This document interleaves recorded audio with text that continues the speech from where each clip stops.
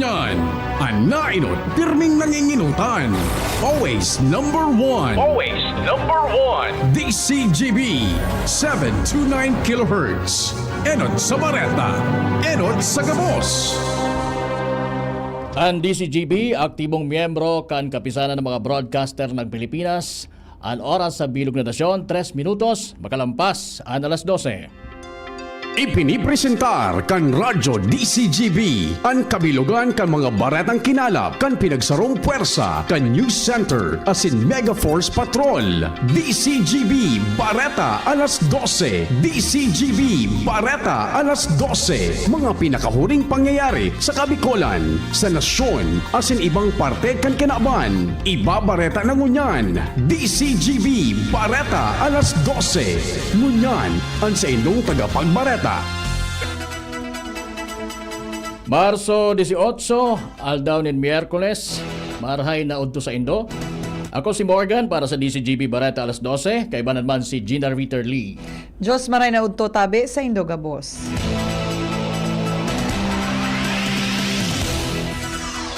Ngunyan sa pamayo kan mga garantisadong bareta sa lado lokal.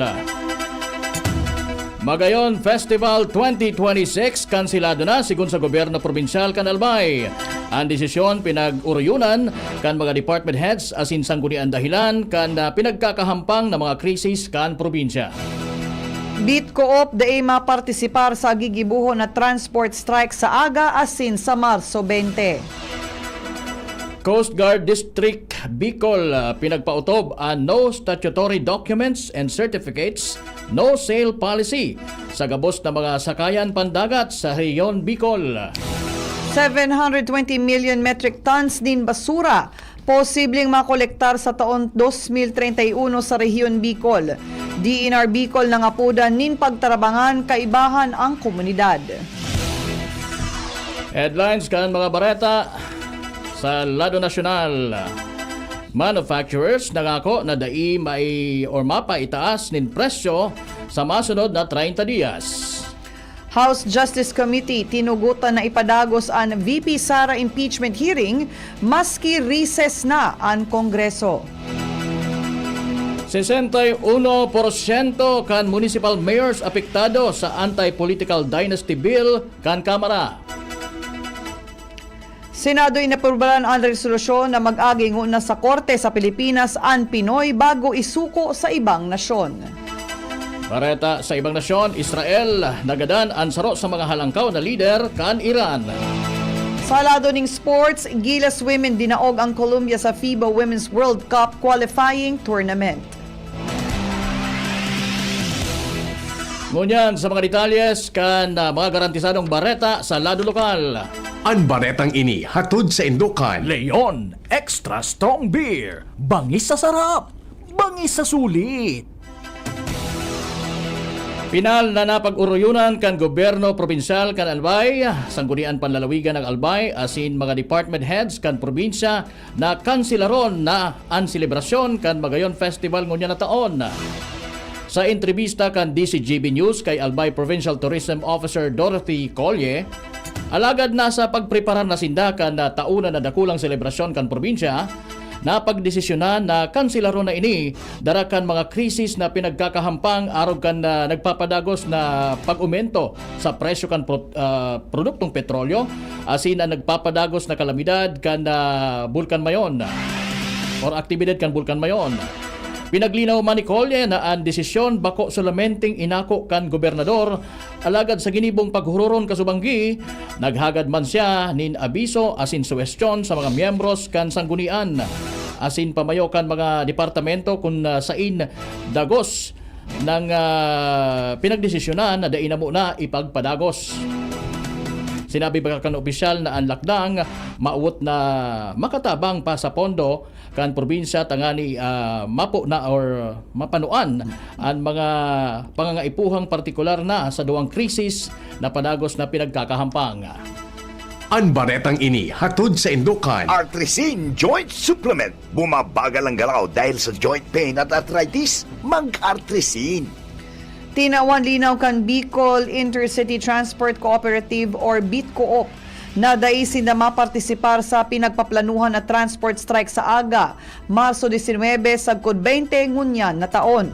Sa ipinaluwas na abiso, sinabi kan kooperatiba na padagos an sa indang operasyon tanganing masiguro na may mga masasakayan ang pasahero apesar kan presenteng sitwasyon kan paglangkaw kan presyo kan produktong petrolyo. Mientras tanto, pinagtawan doon kan Bitcoop na nasa sabutan ng daan kadipisilan alagad. Nagtutubod ang Bitcoop na ang solusyon ang nasa matanos, organisado asin padagos na serbisyo, bako itigil ang pasada. Pinag-aabisuhan man ang mga driver asin miyembro na ibitaran ang pagpartisipar sa anuman na iligal o bako otorisadong aktibidad.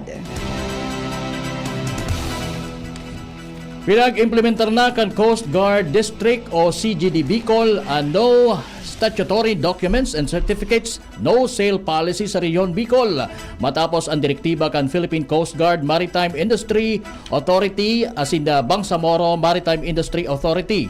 Ang nasabing abiso ang maawot na masiguro sa gabos na domestic vessels ang nagkukumple sa mga na-establisher na maritime safety regulations bago magbiyahe. Sa nasabing abiso, ang gabos na ship owners, operators as in vessel masters ang pinagpagirumdom na daing maski anuman na sakayan pandagat na ma-operate na dainin kompleto as in valid statutory documents. Ang mga resibo, pending applications o anuman na resibo nin processing ang dai ikukonsiderar bilang substitute sa mga required na sertifikasyon. Katakod ka ini, papakusugun man kan CGD Bicol and monitoring as in inspeksyon sa gabos na pantalan as in operational areas kung saan mahahampang sa magkakanigong penalidad ang si isay man na madakop na mabayolar. Nasa 720 million metric tons din basura ang posibleng ma-generate kang Rehiyon Bicol sa taon 2031. Ini ang pinaghiras ni Department of Environment and Natural Resources or DENR Bicol Regional Executive Director Francisco Milla Jr. na posibilidad na daing lakdang o daing magtarabangan ang komunidad na mapatangamanan o pang-atamanan ang kapalibutan.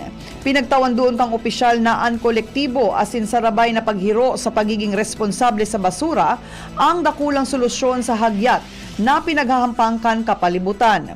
Sa Solid Waste Management Report kan DENR, Environmental Management Bureau Bicol, taon 2025, 52.71% ang biodegradable waste, 23.03% ang recyclable waste. Residual waste with potential for diversion, 4.09%, 18.26% ang sa residual waste for disposal, as in 1.90 naman ang special waste. Katukod kaini pinaghagad man ni Milla sa publiko na ang simpleng mga lakdang sa komunidad arog kan pag-segregate, pag-practice ning reuse, reduce as in recycle, pag-ibitar sa paggamit ng single use of plastics, pagpartisipar sa community environmental programs, pagpapakusog ng community engagement as in environmental education ang dakulang bagay sa pagpapangatamanan kan kapalibutan. Ipinagpautob kan Bicol Intercity Transport Cooperative or BitCoop ang temporaryong jeepney coding scheme dahilan kan padagos na paglangkaw kan presyo kan diesel. Sa ipinaluwas na abiso kan kooperatiba, ang mga jeep na may 1 to 2 na ultimong numero sa saindang plaka na naka-coding sa aldaw nin Lunes, 3 to 4 na numero naman kada Martes, 5 to 6 kada Miyerkules, 7 to 8 kada Webes, as in 9 to 0 kada Biyernes. Sigun sa manehamiento kan BitCoop, ang lakdang maawot na maibitaran ang sitwasyon na sabay-sabay na magpundo ang mga jeepney sa biyahe asin masiguro na may suspesyenteng units na padagos na nagsiservisyo kada ruta. Mientras tanto, exempted man ang mga may rutang may 4 o mas diit na units. Mga rutang may fixed schedule ang biyahe asin mga emergency situations kung kinakaipuhan ang dagdag na unit. Pinagpapasalamatan kan transport group na Lega Hoda ang mga commuter na nagbabayad ng tama as in eksaktong pamasahe, pati naman ang mga voluntaryong nagtataon nin pasobra. Siguro ini sa nakapaskil na mensahe kan transport group na pirmado kan pamayo na si Edison Briones kung sa ipinagduon na sa indang naapresar ang pagsabot na ipigtao kan mga pasahero mantang pinagkakahampangan kan mga driver ang paglangkaw ning presyo kan petrolyo. Pinagpromisa man kang grupo na padagos nindang mataon nin mas maray, mas reliable na serbisyo sa publiko. 57 na mga barangay ang nakaresibinin man iba-ibang materyales asin ekipahes hali sa Barangay Facility Service Office sa programang asistensya sa barangay materials distribution ka nakaaging aldaw. Ang mga barangay na nakaresibinin tulong set ning jetmatic pumps, 2 balde nin latex paint, 5 unit nin solar street lamps, 10 pidaso nin monoblock chairs, tanod chaleco, asin sarong rolyo nin PE pipes. Mientras tanto, 2 barangay hali sa Santo Domingo, 30 hali sa Bakakay, 7 hali sa Balilipot, 10 hali sa Tabaco, saro sa Malinaw, asin 7 barangay hali sa Tiwi ang naging benepisyaryo kanasabing programa. Maawot kanasabing mga asistensya na matabangan ang mga barangay sa saindang mga pangangaipuhan. Nagpo na magpautob ang Albay PNP nin mas pinakusog na seguridad sa bilog na probinsya bilang parte kan pinaglalaoman na pagruso nin mga paratubod na makondusir ning bisita iglesia katakod kang obserbasyon kan Semana Santa. Sigun kay Albay PNP Provincial Director Police Colonel Noel Donato Nunez na mas pinakusog kang kapulisan ang police visibility sa mga simbahan pati naman sa mga matatawong lugar tanganing mas siguro ang kaligtasan asin katrangkiluhan kan publiko. Dagdag pa niya na nag-deploy naman sinda ning supisyenteng bilang kan mga pulis sa mga terminals pati naman sa mga lugar na pinagdadayon nin mga deboto. Kaibanan sa saindang mga lakdang ang regular na foot as in mobile patrols, pagbuktak ning police as in motorist assistant desks, as in pakikipagkoordinar sa mga lokal na gobyerno, as in sa simbahan para sa matanos na bulos kan publiko. Pinag-engganyar man ni Nunez ang publiko na maging maikmat, as in tulos na i-report sa mga pinakaharaning hepatura kan pulisya an anuman na kahina-hinalang aktibidad. Pinagabisuhan man ang mga deboto na magsunod sa mga ipigpapautob na pasi-orden, tanganing maibateran ang anuman na aberya mantang pinagigibo ang saindang pagpapangadji.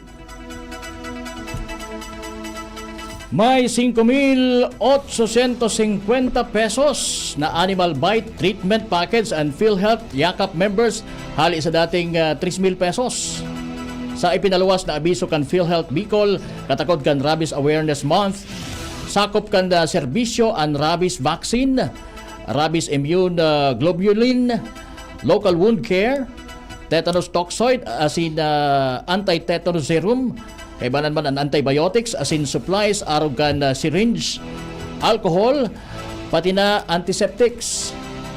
Pinag-abisuhan man kan ahensya ang mga miyembros na kung nakagat nin hayop, tulos na hugasan ang lugad asin magpasiring sa pinakaharaning facility. Pinag-asigurar man kan PhilHealth Bicol na preparado ang suporta para sa pagpapabulong sa rabies. 13 miyembro kan makateroristang grupo ang voluntaryong nagsuko sa puwersa kang gobyerno sa Uson, Masbate kang nakaaging aldao. Segun sa impormasyon, pinagbidbid ang mga nagsuko na sina alias Jerry, Ike, Roy, Ronnie, June, Egil, Al, Roma, Joren, Nike Uno, Ivan, Roman asin Janjan na miyembros kan sarong local guerrilla unit na aktibo sa nasabing lugar. Apuera kay ni isinuko man kan mga individual an may naibibang armas arog kang rifle, pistol asin iba pa. Sa presente, ipinasairarom ang mga dating miyembro sa custodial debriefing as in documentation bilang parte kan posibleng enrollment sa irarom kan Enhanced Comprehensive Local Integration Program. Asin yan ang kabilugan kan mga bareta sa lado lokal. Mga detalyes kan mga garantisadong bareta sa lado nasyonal, sa ibang nasyon, asin iba pa. Sa pagbabalik kan DCGB Bareta alas 12. Ang ubo at hika hindi na pinatatagal. Ilabas ang ginhawa, Plemex Forte Capsule. Ang Plemex Forte Capsule ay gawa sa natural na lagundi. Tumutunaw at nagpapalabas ng plema. At dahil nasa blister pack, madaling bitbitin. Easy to carry, easy to drink. Piolo Pascual po, pa-easy dahil may Plemex Forte Capsule. Basta lagundi, Plemex! Vitex Segundo L is the generic name of Plemex Forte. If symptoms persist, consult your doctor. Tanggal ang plema, tigil ang ubo. Maluwag ang paghinga sa Plemex Forte. Basta lagundi, Plemex! Ang Plemex Forte Lagundi Capsule ay mabibili sa pangunahing butika o drugstore na malapit sa inyo. Inihahatod sa inyo kan Department of Environment and Natural Resources, Regional Office No. 5, ang programang Kapalibutan Ta at Tamanon Ta. Kapalibutan Ta at Tamanon Ta. Programang magtataunin informasyon asin kaaraman, manangod sa satuyang kapalibutan, asin sa mandato kan Department of Environment and Natural Resources. Sa tunghinanyugon, kada Huwebes alas 11 sagkod alas 12 nin pagkaudto, Kapalibutan Ta at Tamanon Ta. Hatod sa inyo kang DENR Regional Office 5 asin kan istasyon na ini.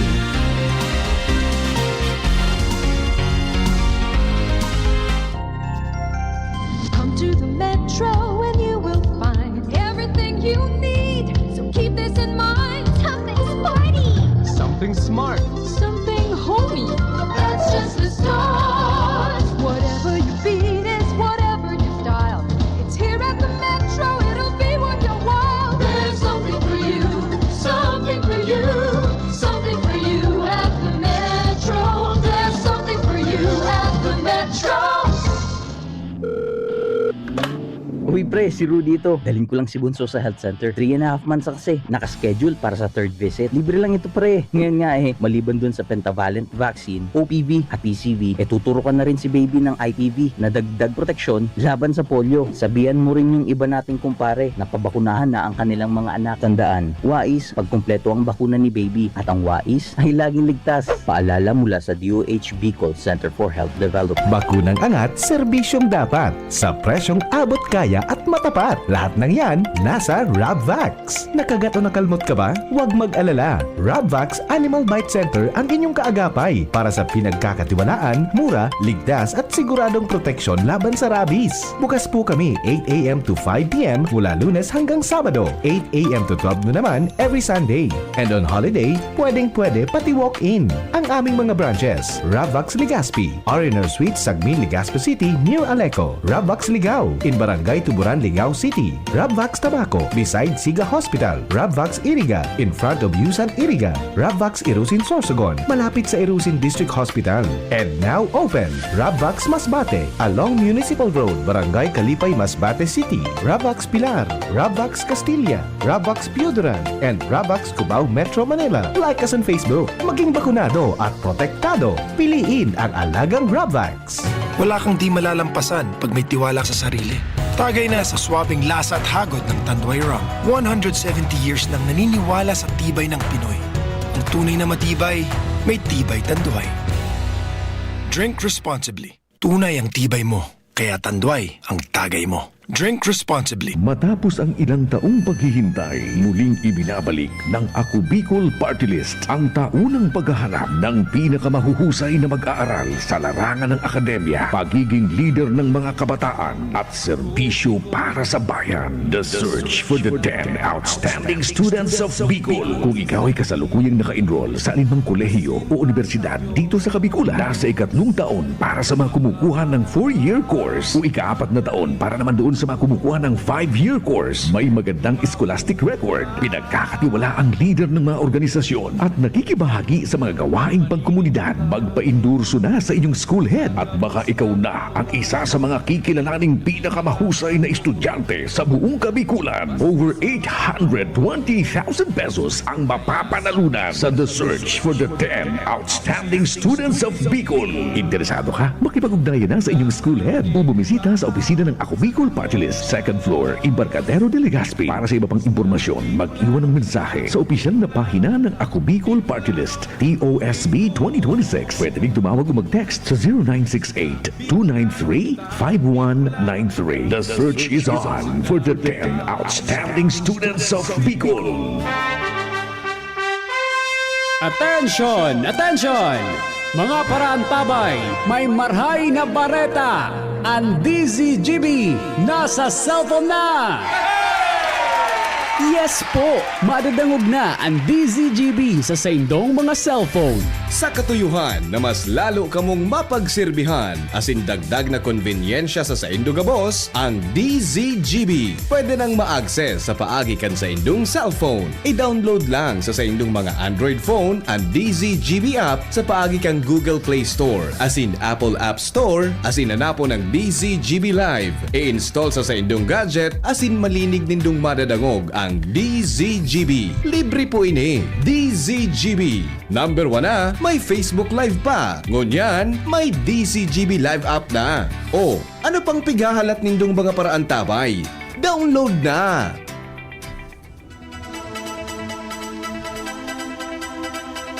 Minabalik ang mga garantisadong bareta sa DZGB Bareta alas 12. Ngunyan sa detalyes kan mga garantisadong bareta sa lado nasyonal.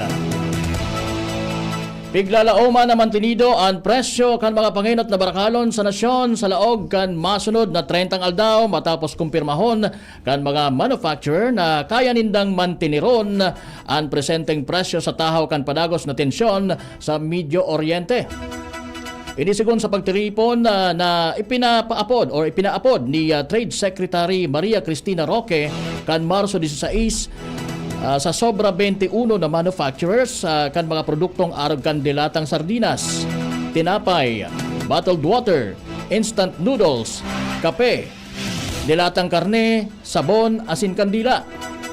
Siring man ang mga produktong tinapay arog kan Pinoy Tasty asin Pinoy Pandesal, bottled water, toilet asin laundry soaps, panimpla arog kan tawyo asin suka, processed canned meat asin mga kandila hali sa liwanag.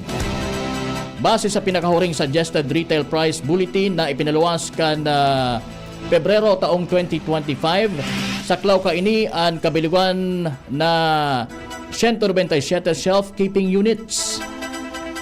Nagpasalamat man si Roque sa mga katuwang ninda na manufacturers sa saindang pagkikisumaro asin malasakit para sa mga konsumidores. Sinuguro niyang padagos na makoordinar ang DTI sa mga manufacturer tanganing masiguro ang supisyenteng supply. Tinugutan kan Kamara de Representantes ang House Committee on Justice na ipadagos ang pagdangog sa impeachment complaints kontra kay Vice President Sara Duterte maski nakabreak ang sesyon kang Kongreso poon Marso 21 sagkod Mayo 3, 2026. Ang House Resolution 892 na pinagpadrinuhan ni Speaker Faustino D. III, Majority Leader Ferdinand Alexander Marcos as in Minority Leader Marcelino Libanan, iyuan ipinasar kan Kamara. Kaibahan sa resolusyon ang pagtaoning poder sa Justice Committee na ipautob ang Section 8 kang Rules of Procedure in Impeachment Proceedings para maprotehiran ang mga testigo as in complaint kung igwang patakot sa saindang kaligtasan. Enot kay ni pinagdeklarar kan Justice Committee na sufficient in form as in substance ang duwang natatadang impeachment complaint kontra kay Duterte. Apektado ang 61% kan mga miyembro kan League of Municipalities o LMP sa bersyon kan Anti-Political Dynasty Bill kan Kamara de Representantes. Ini ang sinabi ni House Committee on Suffrage and Electoral Reforms Chairperson asin Lanao del Norte Sur Representative Zia Alonto Adyong na nag-sponsor kan House Bill 8389 sa sesyon kan plenaryo kan nakaaging aldaw.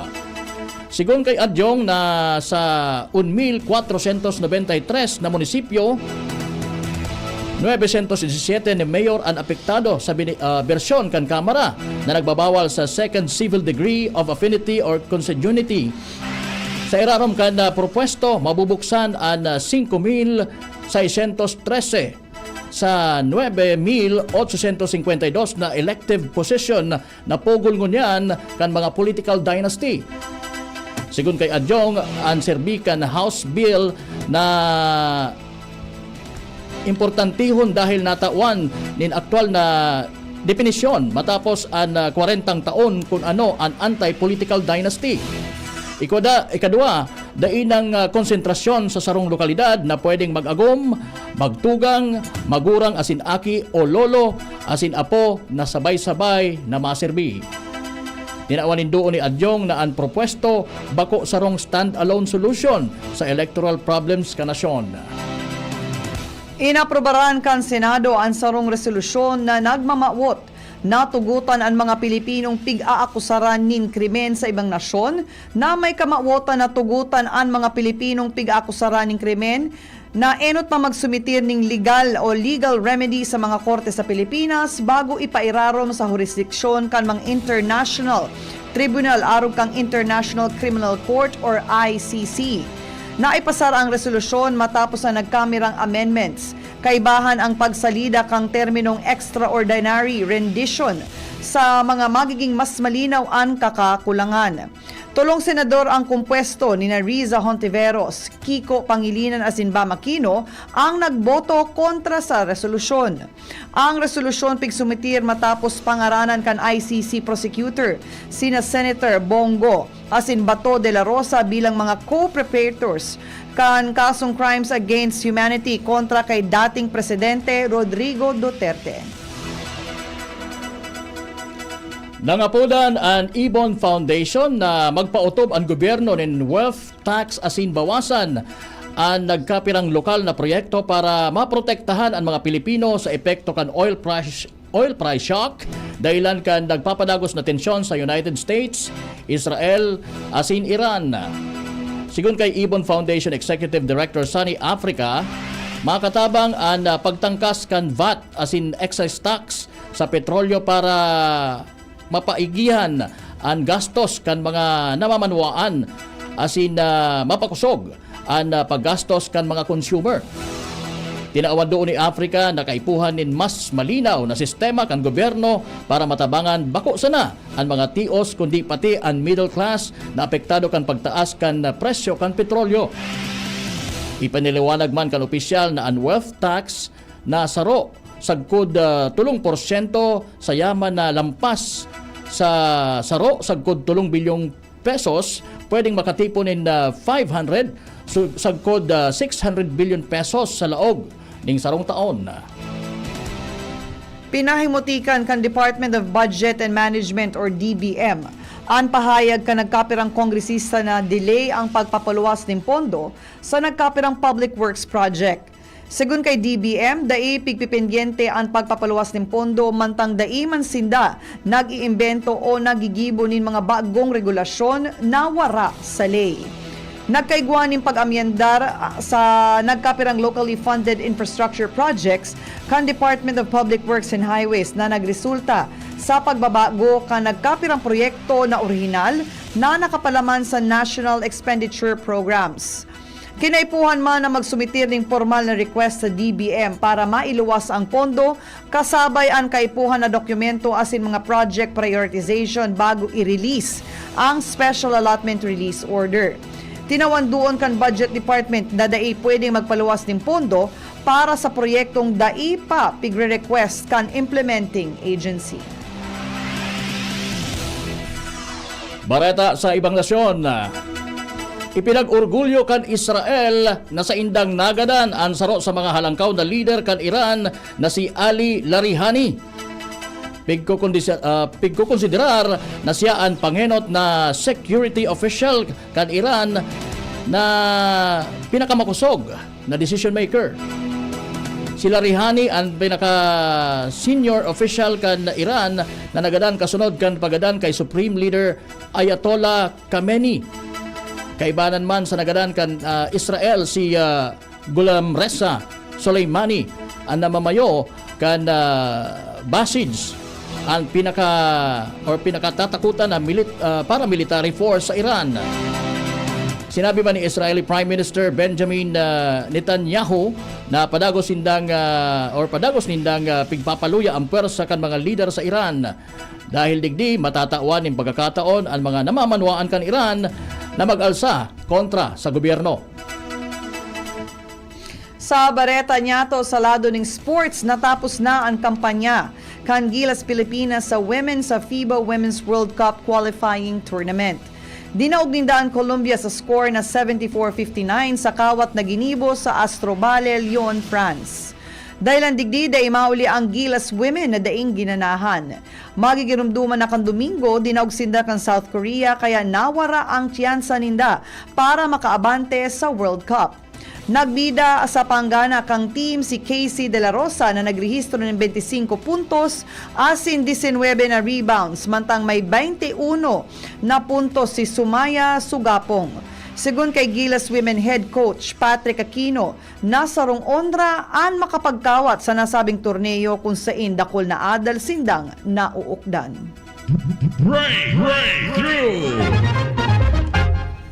Naimbento kan mga siyentipiko ang AI radiology assistants.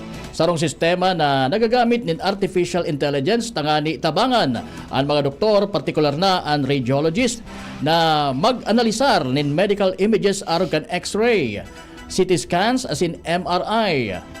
Imbis na manual sa napaghilingon kan doktor ang mga litrato, may AI na nag-highlight ng posibleng problema aron kan tumor, fractures o infections. Ang nasabing imbensyon ang nakatabang para na mas marikas o mas maparikas ang diagnosis, mga accurate detection ng mga helang. Nakatabang sa doktor na makaiwas sa human error as in nagagamit sa mga lugar na kulang nin mga espesyalista. Istorya na iiba. Para po sa satuyang special story, nag-viral ang 125 years old na grocery store sa Barcelona, Spain matapos ining mag-anunsyo na masingiling 5 euros or 300 pesos kada turista na maglaog sa saindang tindahan. Ipinagtindog ang Quiveres Muria taon 1898 asinsaro sa pinakahaloy na grocery store sa Barcelona. Bidbid ini sa pagtinda ng tradisyonal na Spanish cured sausages, cold cuts, cured cheese, oil, wines, asin, iba pa. Apwer kay ni midbidman ini na may magayon na istruktura asin tradisyonal na interior design kaya pinagdadayo ural daw nin mga local asin international tourists. Sigun sa manager kaini na si Tony Merino, nagpuon ang kararawan kan mga staff na dapat maningil na sinda ning entrance fee sa mga turistang naglalaog, alagad ka naghiwas ang COVID-19 restrictions asin nagpuon na magruso sa girarayan mga turista sa Barcelona. Naging problema na kan management ang dakulo na turista na naglalaog na nakakapiot kan tindahan para sa namagkuan ning lirtato, alagad daing pinagbabakal na maski ano. Resibining pambabatikos ang tindahan, alagad pinahayag kan management na daisindang intensyon na seryosohon ang paniningil ning entrance fee. Ginibusan na ninda ini tanganing matakot asin magduwa-duwang maglaog ang mga turista na daima na babakalon sa saindang tindahan. Sa presente sinabi kang staff kan Quiveres Muria na nakakatabang an pinaskil nindang signage asin nababawasan ang mga turistang nagpapapiot sana kan saindang tindahan. Flashback. Ngunya na aldaw, Marso 18 taong 2001, nako ang gadan si Mark Wilson Chua, Sarong Reserve Officers Training Corps o ROTC Cadet kan University of Santo Tomas o UST as in Mechanical Engineering student sa Pasig River. Si Chua anako ang gadan matapos na i-report ang korupsyon, panunuhol as in extortion kan UST ROTC unit sa official student publication na Varsitarian kan Enero taong 2001. Ang hawak ni Chua ang nasa early stage of decomposition or decomposition na kan makoa. Nakatapos or nakapatos sa carpet asin pinatusman nin masking tape an sa iyang pandok mantang nakabugkos ang kamot. Marso 31 taong 2004 kan pinagpatawan nin padusang kagadanon ang saro sa apat na suspect na si Arnulfo Apari Jr. asin pinagsugo man na tawanin 50,000 pesos na indemnity ang pamilya kan biktima. Alagad ang sentensya ang naging habang buhay na pagkakakulong na daing parol matapos na mai-abolish ang death penalty taong 2006. Ang saruman na mga akusado na si Eduardo Trabilla ang nagsangat nin guilty plea sa homicide asin sinentensyahan nin sagkod 14 taon nin pagkakakulong kang 2006. Reynard Manambao ang daipa naaaraman sagkod sa presente. Si Chua kaibanan ang kadet na si Romulo Yumol ang nagsangat din reklamo sa Department of National Defense o DND manungod sa korupsyon sa UST ROTC. Sigun sa Varsitarian, kaibahan sa reklamo ang koleksyon nin 250 pesos para sa Army Patches fee sa enrollment sa inot na semestre asin 20 pesos na registration fee sa ikaduwang semester. Lain pa sa 300 pesos na ROTC fee. Pinagbabayad man ang mga kadete nin 10 pesos kada preliminary asin final exams pati na ang 10 pesos sagkod 20 pesos na bayad sa inot na aldaw nin training kada aldaw nin Domingo. Asin yan po ang katilipunan kan mga baretang nakalap sa nakalihis na 6 na oras kan DCGB News Team. Sa ngaran kan mga nagsurat kan bareta, News Director Mar de la Cruz, Nicole Gloriani, Jenny Balyaran, asin pasalamatan taman ang sa tuyang mga interns na gikan pa sa Bicol University, John Frail Nasi and Lemuel Epino. Sa lado technical, pasalamatan ta si Ronald Baldo, asin ang sa tuyang IT na si Jerome Nico Martinez. And salamat man po sa indong regular na anchor na si sa DCGB Bareta alas 12 na si Bert Nunez. Ako po ang minatukaw para sa iya, si Morgan. Ako man po si Gina Ritterly. Maray na hapon, inabangan na po ang masunod na programa. Sa indong nadangog ang mga dalakulang bareta ngunyan aldaw. Ang tabayan ng giraray sa aga, ang sarupang edisyon kan DC